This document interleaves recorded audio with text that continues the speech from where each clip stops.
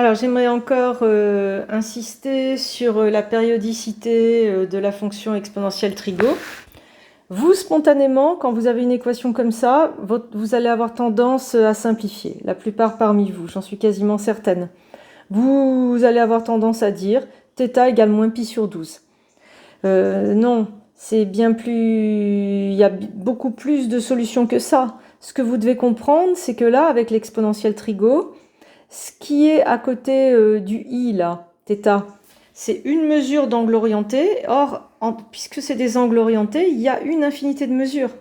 Donc en fait, le réflexe à avoir, et il faut vraiment l'automatiser, je vous l'ai mis dans le cours, c'est que si vous avez une égalité de ce type-là, eh bien, ça veut dire que θ égale θ', mais modulo de pi.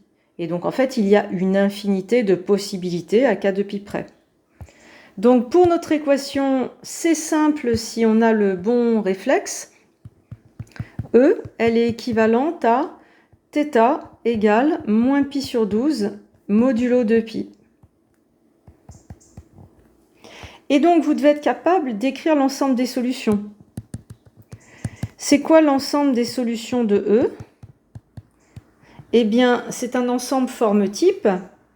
Dans cet ensemble, il y a toutes les variables qui ont une expansion en moins pi sur 12 plus k de pi, où k peut prendre n'importe quelle valeur dans z.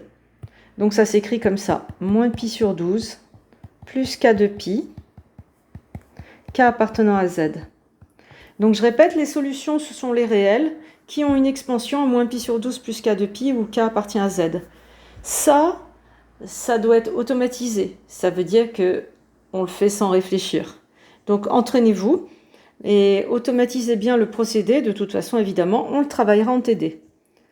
Voilà, on se retrouve pour d'autres vidéos. C'est pas désagréable d'avoir une vidéo courte. J'espère que ça vous fait du bien après celle d'avant qui était un peu longue. Allez, à tout de suite.